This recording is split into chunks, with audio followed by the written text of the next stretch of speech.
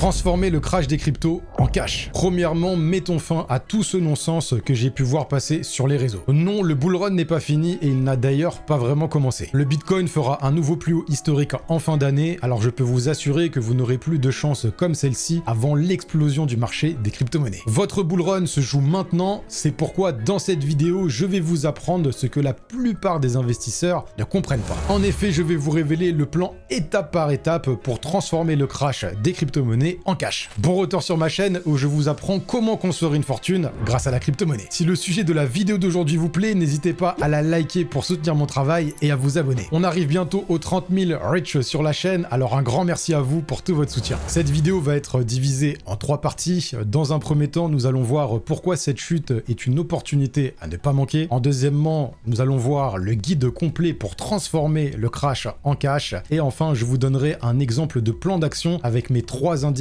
secrets qui marchent le mieux en bull run. Le crash qu'on a connu en début de semaine est historique. Pour l'illustrer, regardons rapidement l'actif le moins risqué dans la catégorie des actifs risqués, c'est-à-dire le S&P 500. Le S&P 500, c'est l'indice qui représente tout simplement les 500 plus grosses entreprises en Amérique en termes d'actions. Ce graphique a toute son importance car il est utilisé comme un indicateur pour savoir quand investir dans les actifs risqués ou quand s'en l'éloigner. Juste en dessous, j'ai sélectionné le graphique du VIX qu'on appelle l'indice de la peur. C'est un indicateur de volatilité du marché financier américain. Pour faire très simple, plus il est haut, plus ça veut dire que c'est la crise. Quand on regarde sur les 20 dernières années, comptons combien de fois on a eu un VIX supérieur à 48. Donc là on a 1, 2, 3, 4, 5, 6, 7, 8... 9 fois, donc on a eu 9 fois un pic de volatilité sur le VIX et vous allez voir que cette information, elle a toute son importance. Puisque lorsqu'on fait la comparaison avec le S&P 500, à chaque fois qu'on a atteint un pic de volatilité sur le VIX supérieur à 48, finalement on était très proche d'un bottom sur ce marché du S&P 500. Donc en 98, on aurait acheté le bottom. Ici, on a eu la crise de la bulle d'Internet pendant l'année 2000. On a trouvé un plus bas autour du VIX supérieur à 48, ici. Pareil, donc ici c'était la grande crise financière aux États-Unis des subprimes. Donc là c'était le plus haut historique sur le VIX. On a trouvé un bottom ici. Ici, il y avait une respiration dans la reprise de la tendance haussière après ce crash, d'accord? Ici on a eu le crash du Covid-19 avec la deuxième plus grosse volatilité sur les 20 dernières années sur le VIX. Et enfin, on a eu ici la troisième plus grosse hausse historique sur les 20 dernières années. C'est pourquoi le lundi 5 août est connu comme le lundi noir désormais. Donc on se rend compte de l'importance du VIX qui, je le rappelle, est un indice de la peur sur les marchés financiers américains et on va pouvoir l'utiliser ensuite dans le marché des crypto-monnaies pour comprendre pourquoi nous sommes sur une opportunité historique et pourquoi ce crash était l'un des derniers ingrédients finalement avant qu'on rentre dans le bull run historique de fin d'année. Quand on compare maintenant le VIX au Bitcoin, c'est là qu'on comprend la force de cet indicateur de volatilité. Donc le premier graphique en haut représente le Bitcoin contre le VIX. Ensuite, ici, vous avez l'évolution du prix du Bitcoin par rapport à ces différents cycles et en bas, vous avez toujours l'indicateur du VIX. Donc là, on est en unité de temps 2 semaines et ce qui est très intéressant quand on regarde le graphique du Bitcoin contre le VIX, c'est qu'on remarque qu'on vient de rebondir sur une trendline qui dure depuis août 2015. On a rebondi une fois, on a rebondi une deuxième fois en mars 2020 et là on vient de rebondir lors de ce début du mois d'août. Si on regarde maintenant le comportement du Bitcoin une fois qu'on a rebondi sur cette trendline, donc en 2015 le Bitcoin a pris plus de 55 832%, c'est tout simplement phénoménal en 840 jours. Ensuite quand on regarde en mars 2020 pour atteindre le plus haut, le premier top du bull run de 2021, on était à 13 540% et donc ici ce qu'on s'attend finalement c'est à une continuation haussière, à une cassure du range par le haut pour cette fin d'année 2024. Pourquoi je vous parle de cette fin d'année 2024? Tout simplement parce que le dernier trimestre lors d'une année d'halving du Bitcoin est toujours le trimestre qui apporte le plus de rendement dans ce marché des crypto-monnaies. Au niveau macroéconomique, on a également l'information qu'on a 100% de probabilité d'avoir une première baisse des taux d'intérêt directeurs aux US pour le mois de septembre 2024, également pour le mois de novembre et pour celui 2 décembre. Très simplement, la planche à billets va repartir et l'intérêt des investisseurs pour les assets qui sont risqués va augmenter très fortement. C'est pourquoi je m'attends à un rebond du marché des crypto-monnaies pour cette fin d'année 2024. Maintenant, quand on regarde au niveau du BTC contre le VIX, on a également ici une trendline qui agit comme résistance. Et là aussi, on a une information très importante. À chaque fois qu'on vient retoucher cette résistance qui agit comme une résistance dynamique, finalement, le Bitcoin atteint un sommet majeur. Ici, on vient toucher cette résistance, on a atteint un sommet sur le Bitcoin. Quand on regarde sur le VIX, on est sur un plus bas sur cet indicateur. Une fois qu'on touche cette résistance également, on a atteint un sommet. Ici aussi, un sommet. Et là, le dernier sommet, c'était en mars 2024. Et on voit bien qu'à chaque fois, sur l'indicateur du VIX, on est au plus bas de la volatilité. Donc, ce qui va être intéressant de surveiller pour la suite des hostilités, c'est quel va être le comportement du Bitcoin une fois que le Bitcoin va revenir toucher cette résistance majeure sur le Bitcoin contre le VIX. On peut également utiliser cet indicateur du VIX contre le marché des altcoins. D'ailleurs, si vous n'avez toujours pas de plan précis pour atteindre vos objectifs pour ce bullrun, je vous invite à cliquer sur le premier lien en description de cette vidéo. Je vous offre un call stratégique avec moi-même ou un membre de mon équipe pour vous mettre en place un plan personnalisé en fonction de vos objectifs. Alors si vous ne voulez pas louper cette opportunité générationnelle, réservez votre appel stratégique en cliquant sur le premier lien dans la barre de description. Donc ici, on est toujours en unité de temps 2 semaines. Le graphique Others, c'est tout simplement la représentation de la capitalisation de l'ensemble du marché des crypto-monnaies, sauf le top 10. Ce qu'il faut comprendre ici, c'est qu'avant de rentrer dans la période de bullrun sur les 2 derniers cycles, donc ici, c'est la période de bullrun, c'est la période où l'ensemble du marché des crypto-monnaies explose, et bah, ce qu'on peut remarquer, c'est qu'on a eu une chasse de liquidité, une dernière chasse de capitulation avant de rentrer dans cette phase parabolique, donc sur le marché des altcoins. Donc c'est pour ça que j'ai mis les dollars ici, ok, c'est qu'on est venu rechercher les liquidités qui étaient au niveau du plus bas du coup, qui était en janvier 2015. Ici, il y a eu une chasse de liquidités. Une fois qu'on les a récupérées, hop, le marché a explosé. Lors du Covid-19, finalement, il y a eu une chasse de liquidités ici et hop, on est parti en bullrun. Et donc ici, on a eu une grosse chasse de liquidités et on voit bien que ça a été directement racheté avec cette longue mèche ici, ce qui nous indique que après que le marché est finalement fini de ranger, on aura donc pour la suite de l'année l'explosion du marché des crypto-monnaies et également pour l'année 2025. Tout ce que je suis en train de vous montrer, c'est la profondeur de vision, c'est arriver à voir ce que les autres n'arrivent pas encore à voir. Quand je parle des autres, c'est les autres investisseurs. Il faut réussir à s'adapter à ce marché. Est-ce que je m'attendais à ce qu'on ait justement un crash en ce début de semaine? Clairement non, mais je vais vous montrer dans la suite de cette vidéo quel est le plan d'action que je suis en train de mettre en place pour pouvoir transformer ce crash en cash. Alors avec toutes ces manipulations de marché, il est difficile de comprendre où on en est dans notre cycle en cours. Ici, vous avez un graphique qui vous montre l'évolution du prix du Bitcoin en fonction de ces différents cycles à partir de son plus bas d'un cycle. Notre cycle en cours est représenté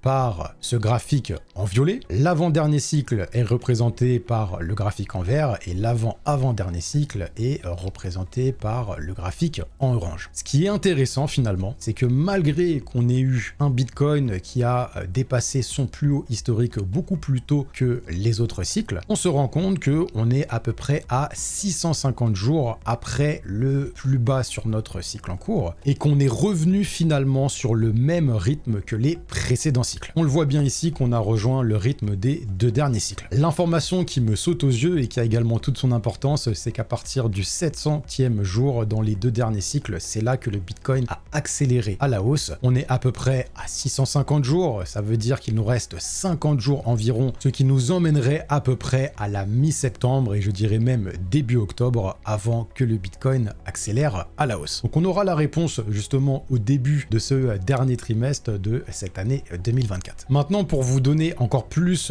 de contexte pour savoir où on en est dans notre cycle en cours et qu'est-ce qu'on peut attendre justement des prochains mois dans ce marché des crypto-monnaies, puisque finalement pour faire partie des grands gagnants, il va falloir avoir un plan de sortie qui est béton, il va falloir avoir plusieurs scénarios scénario en fonction de l'évolution du Bitcoin. Et donc ici, j'ai trouvé une vidéo qui est très intéressante, qui nous montre justement l'évolution des 3 derniers cycles et qui va nous donner un scénario, un prix moyen pour le Bitcoin, pour son évolution lors des prochains mois. Donc en rouge, jusqu'à présent, c'est l'évolution de notre cycle en cours. Voilà, on est au mois d'août 2024 avec un Bitcoin qui tourne autour des 60 000 $. Si on prend la moyenne de l'évolution du prix du Bitcoin sur les 3 derniers cycles, on obtient ce graphique en noir. D'après cette moyenne, on aurait la tendance du Bitcoin qui reprendra de plus belle à partir de cette fin d'année 2024 et on aurait un nouveau plus haut historique a priori lors du premier trimestre de 2025. Lorsqu'on regarde les 100 000 $, ils devraient être atteints proche du mois d'avril 2025, donc 12 mois après l'halving du Bitcoin, et on aurait un premier sommet majeur, voilà, proche du mois de mai 2025. Et on aurait donc un sommet majeur final avant de rentrer en bear market autour du mois d'octobre 2025. Donc c'est les informations que nous donnent les mathématiques lorsqu'on regarde l'évolution du prix du Bitcoin sur les 3 derniers cycles. Et donc ici on a une borne supérieure avec le scénario qui est le plus haussier où on aurait un BTC qui pourrait aller chercher 200 000 $. Voilà, mais moi je vais plutôt rester sur l'évolution moyenne du Bitcoin sur les 3 derniers cycles. Et donc on aura déjà une première réponse à la fin de cette année 2024 pour voir où Bitcoin en sera. Finalement, pour moi, l'image qui représente le mieux où on en est dans notre cycle en cours, c'est tout simplement celle-ci qui nous montre qu'on est clairement dans le bear trap. Voilà, c'est toujours après l'halving du Bitcoin qu'on a un Bitcoin qui a tendance à corriger avec beaucoup de manipulation du marché. Mais il faut comprendre qu'avec la maturité de ce marché des crypto-monnaies, les investisseurs ont de plus en plus conscience de ces cycles sur le BTC. Donc là, on a des manipulations à répétition pour nous épuiser, pour qu'on finisse par capituler et vendre nos crypto-monnaies pour que les plus gros, ceux qui font vraiment bouger le marché, puissent passer leur grosse position pour ensuite faire repartir le marché à la hausse. C'est comme ça que le marché fonctionne. Lorsque vous gagnez de l'argent, quelqu'un en perd en face, et lorsque vous perdez de l'argent, quelqu'un en gagne en face. Donc avec toutes ces informations plutôt techniques, sans rentrer vraiment dans le côté macroéconomique, vous avez compris que le bull run n'est pas fini. Pour moi, il n'a pas vraiment commencé puisque un bull run,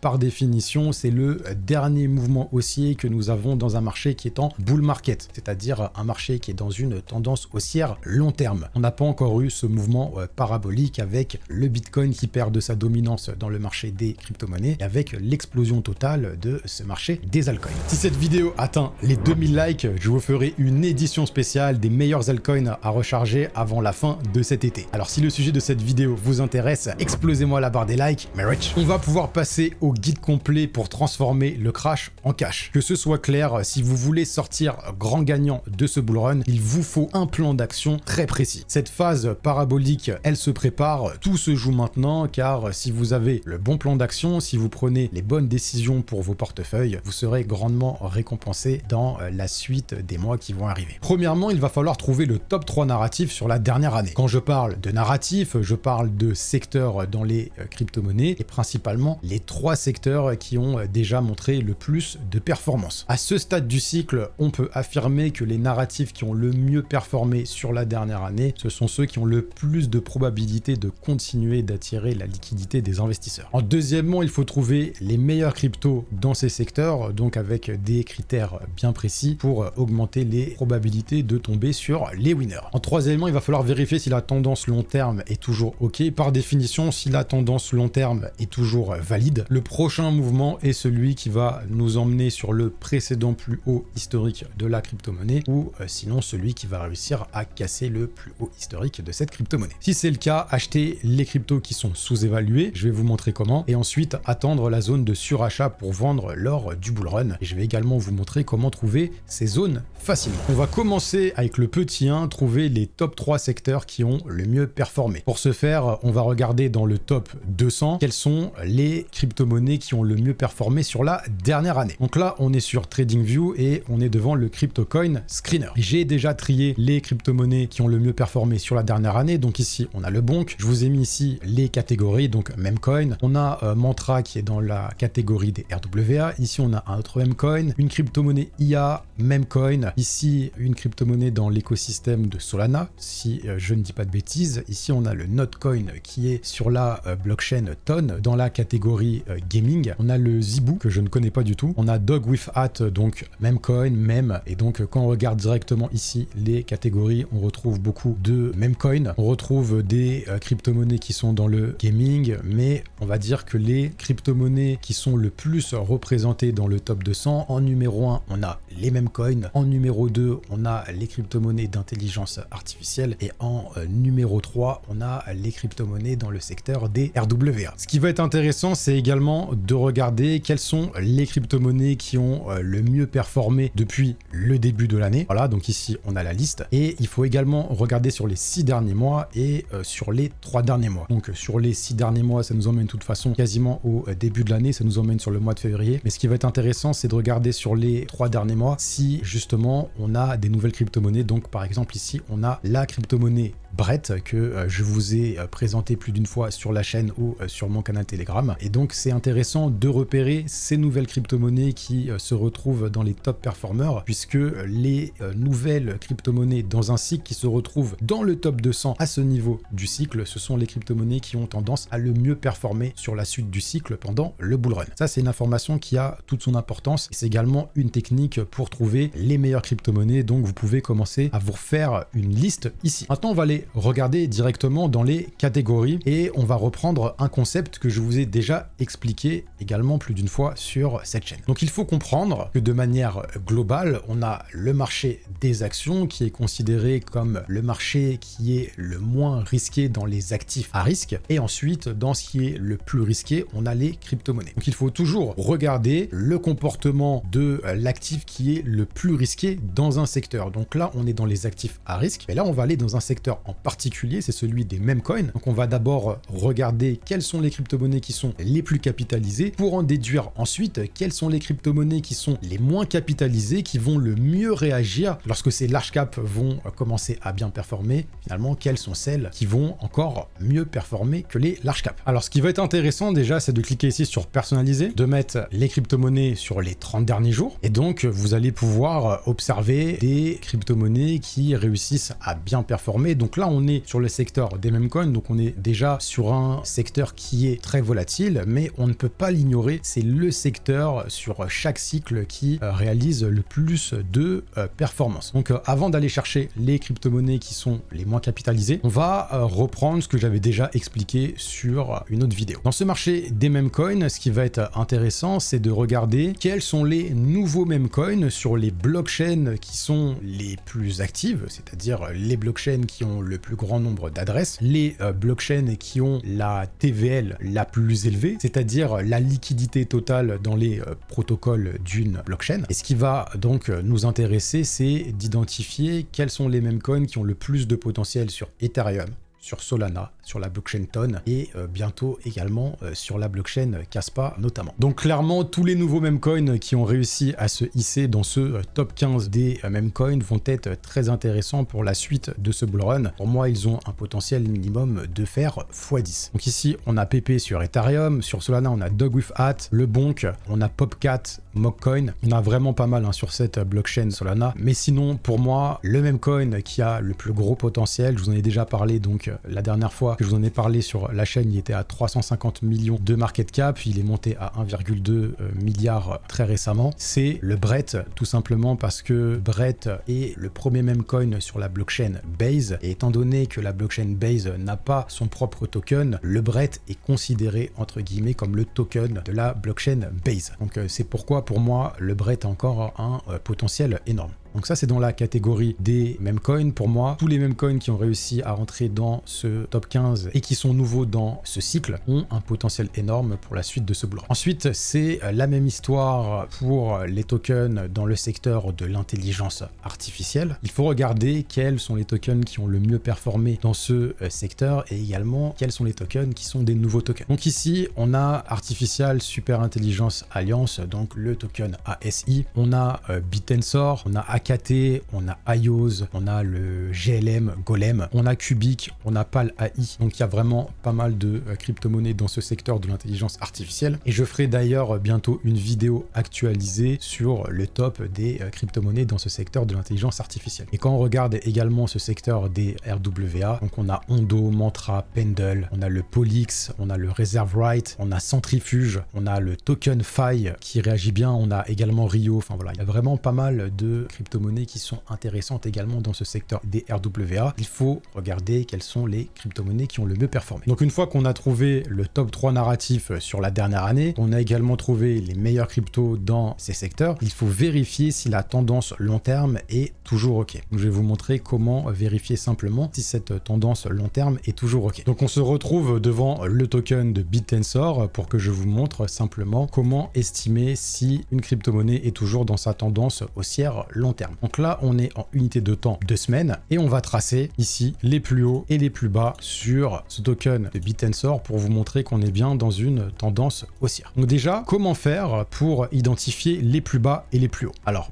il faut comprendre que j'estime qu'on a fait un mouvement haussier quand on a 2 bougies consécutives vertes dans un mouvement haussier. Okay, donc ici, on a 2 bougies qui sont vertes, donc on peut compter ce mouvement dans le décompte de la structure. Maintenant, je vais mettre ça en vert. Dites-vous que c'est des bougies. Maintenant, pour comptabiliser un mouvement comme un mouvement baissier, ce que je veux voir, c'est 2 bougies rouges dans le mouvement baissier et je veux voir 2 bougies rouges consécutives où la deuxième est plus petite, va plus bas que la première. Ok, donc ici, on voit bien qu'on a 2 bougies. Je vais zoomer. On a 2 bougies rouges, donc je peux compter ces 2 bougies rouges dans mon décompte. Ok, ici 2 bougies vertes, donc on pourra monter. Quand on reprend le décompte, on a bien 2 bougies rouges consécutives dans ce mouvement baissier, 2 bougies vertes, donc on peut compter, 2 bougies rouges baissières, on peut compter, 2 bougies vertes haussières, on peut compter. Ici on a bien 2 bougies rouges baissières, on peut compter. Là on monte directement parce que même si j'ai une bougie rouge de baisse ici, j'ai pas 2 bougies rouges consécutives, donc je peux directement monter. Ici on a 2 bougies rouges consécutives vers le bas. Ensuite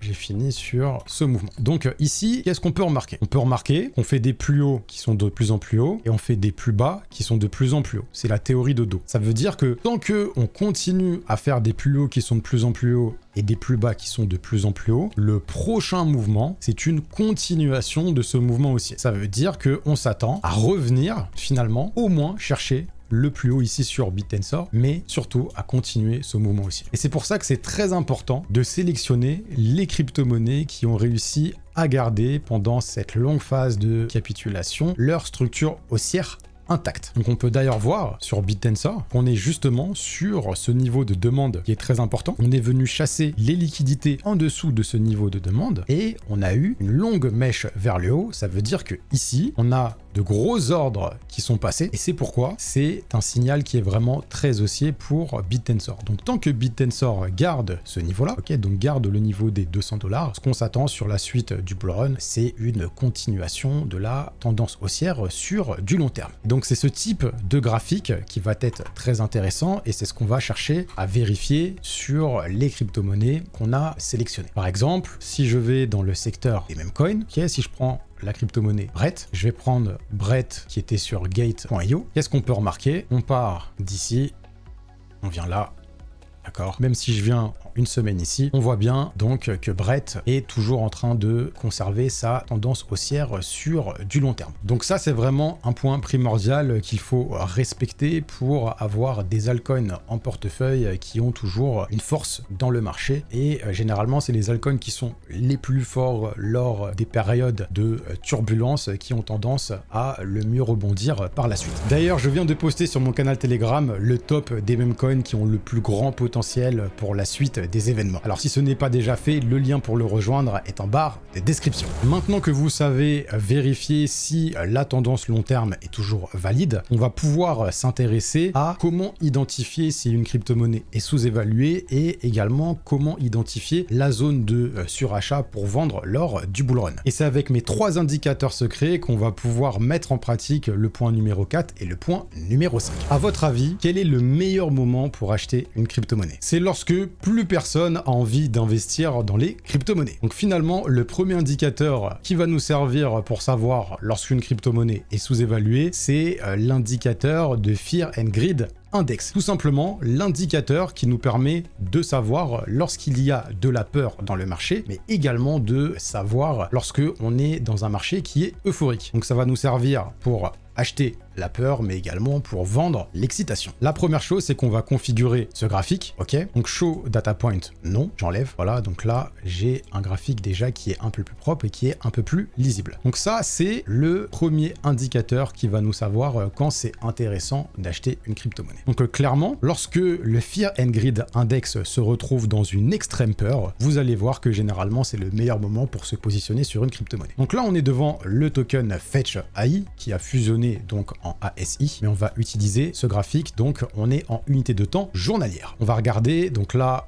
on est rentré dans de la peur, ok? Où est-ce qu'on est également rentré dans de la peur? La dernière fois qu'on était dans de la peur à ces niveaux-là, c'était lorsqu'on était dans cette zone de bear market, ok? Donc ça faisait quand même très longtemps. Ensuite, on va regarder à quel moment on était en période d'extrême euphorie. Donc là, extrême euphorie, c'est à partir de 76-100, donc c'est pendant toute cette période ici. Donc à partir de là, ok? Donc tout ce mouvement-là, on était dans une période d'extrême excitation, ok? Donc dans cette période-là, la majorité des intervenants pensaient que le marché allait continuer à monter tout simplement, ok? Et donc ça correspondait au top de mars 2024. Maintenant, comment faire pour identifier si une crypto-monnaie est sous-évaluée ou si une crypto-monnaie est surévaluée? Alors, je vais rajouter un deuxième indicateur et qui est vraiment très intéressant. C'est le meilleur multiple Benz. Alors, vous allez voir que c'est un graphique qui est très coloré, mais qui nous donne également des informations qui sont top tier. Déjà, je vais le configurer dans style et je vais enlever la zone rouge qui est ici. Et pareil ici, je vais l'enlever. Donc, ce qui va m'intéresser ici, c'est d'identifier lorsqu'une crypto-monnaie va aller plus loin que le multiple meilleur band ici en orange. À partir du moment où j'ai une crypto-monnaie qui dépasse ce meilleur multiple band, pour moi, c'est le moment de sortir de cette crypto-monnaie. Et donc, on va pouvoir ajouter une règle supplémentaire, c'est que lorsqu'on est en extrême grid et qu'on a dépassé ce niveau-là, d'accord, à la première bougie rouge, c'est le moment de vendre. Si on regarde à quel moment dans le marché on a eu ce scénario, donc là on n'était pas en extrême grid, mais la règle s'applique tout de même, étant donné qu'à partir du moment où on dépasse la borne supérieure, d'accord, c'est qu'on est dans une zone de surachat. Donc là, hop, on l'a dépassé, donc on aurait pu vendre ici, ok? Donc on n'aurait pas pu vendre le top. On ne peut jamais vendre le top de manière parfaite. C'est des indicateurs qui marchent très bien lorsqu'on est dans un marché qui est en bull market, c'est-à-dire en tendance haussière. Maintenant, on va rajouter un troisième indicateur et c'est ce troisième indicateur qui va faire toute la différence. Cet indicateur, c'est le meilleur multiple optimal multicolore histogramme. On le rajoute et là, on a vraiment des signaux d'achat et de vente qui sont très clairs. Alors ici, on va cliquer et on va regarder à quoi correspondent les couleurs. Lorsqu'on est en marron orange foncé, on va dire, c'est le meilleur moment de vente, c'est l'optimal sell. Lorsqu'on est en blanc, c'est l'optimal buy. Je vais le mettre un peu plus visible. Lorsqu'on est en bleu ciel, ça veut dire que la crypto-monnaie est sous-évaluée. En jaune, c'est le threshold, ok? Donc c'est juste avant de rentrer dans la période de optimal sell. Maintenant, si on regarde par rapport à la crypto-monnaie Fetch, à quel moment on avait eu des signaux d'achat? Là, de toute manière, on était en train de diminuer, on n'était pas encore dans une tendance haussière. À partir de là, on est dans une tendance haussière. Ok,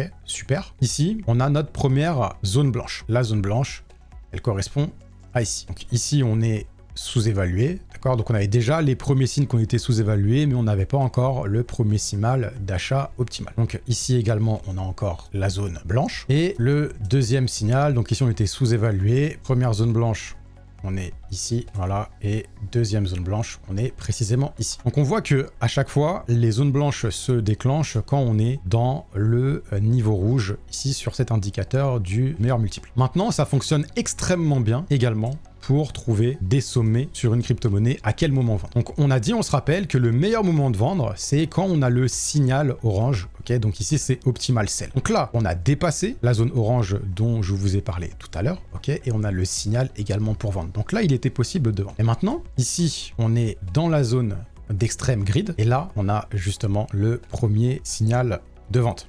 Ok, donc on est au niveau de ce top ici pour vendre. Donc là, c'est vraiment 3 indicateurs qui marchent extrêmement bien lorsqu'on est toujours sur une crypto-monnaie qui est dans une tendance haussière sur du long terme et qui nous permet d'avoir des signaux pour savoir lorsqu'on est sous-évalué. Donc là, on est vraiment sur des critères qui sont simples. Il faut donc utiliser ces indicateurs pour avoir des confluences supplémentaires. Si vous avez un niveau débutant, ces indicateurs vont vous être d'une grande utilité. Okay, si vous avez un niveau avancé, vous n'avez pas besoin de ces indicateurs, c'est-à-dire que je vais les cacher, je vais les diminuer.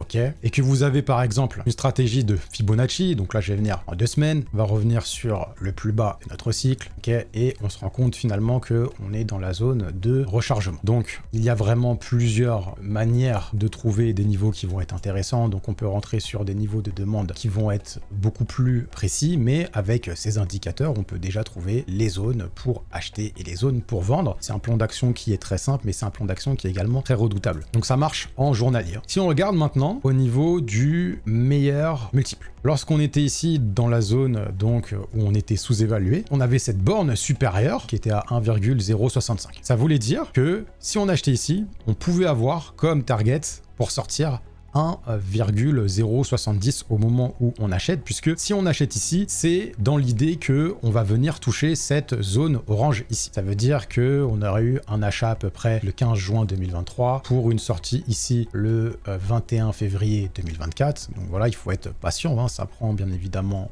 plusieurs mois pour une hausse ici de 512%, donc un x5.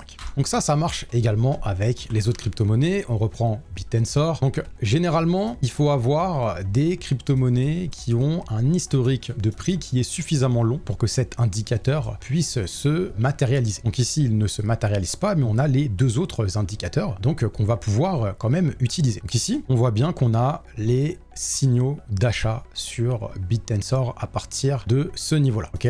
Si je zoome, on a les niveaux d'achat sur Bittensor. À partir du 13 juin 2024, la date de mon anniversaire, on avait la possibilité de recharger sur Bittensor. Maintenant, quand on regarde au niveau du Fear and Greed Index, à partir de quel moment on était dans une extrême peur, donc quand on était à partir de 25, qu'on vient dans cette zone-là, ok, ici on était à 25, donc ici on avait un Bittensor qui était à 257. Là, on revient également sur une zone de peur, on est à 17, ici, on a un Bittensor à 224. Donc ça permet vraiment d'avoir des niveaux d'entrée qui sont intéressants. Et également ici, à partir de quand on avait un signal vendeur, on avait un signal vendeur ici, et c'est même devenu très rouge ici, ça voulait dire que c'était un gros signal vendeur. Et donc ici, on avait également un signal vendeur, mais à partir de quel moment on était dans l'extrême grid? On était dans l'extrême grid ici, donc à partir d'ici. Donc c'est vraiment 3 indicateurs que vous allez pouvoir utiliser sur les crypto-monnaies donc pour avoir vos niveaux d'achat lorsqu'une crypto-monnaie est sous-évaluée, mais également vos niveaux de vente. Donc voilà, j'espère que cette vidéo vous aura apporté la valeur que vous recherchez et que vous avez surtout compris pourquoi cette opportunité est une chute à ne pas manquer et que vous avez apprécié le guide complet pour transformer le crash en cash. J'aimerais ajouter que la patience est la compétence qui rémunère le mieux un investisseur dans n'importe quel marché. Donc même si vous n'avez pas eu les meilleurs points d'entrée, il suffit de comprendre que le bull run va arriver et que finalement dans les 12 à 18 prochains mois, vous allez réussir normalement, si vous avez sélectionné les bonnes crypto-monnaies, à revenir sur vos points d'entrée et faire des profits pour ceux qui auront réussi à avoir les meilleurs points d'entrée. Donc gardez le cap sur le long terme, gardez la vision long terme et on se retrouve rapidement pour une nouvelle vidéo. D'ici là, restez rich!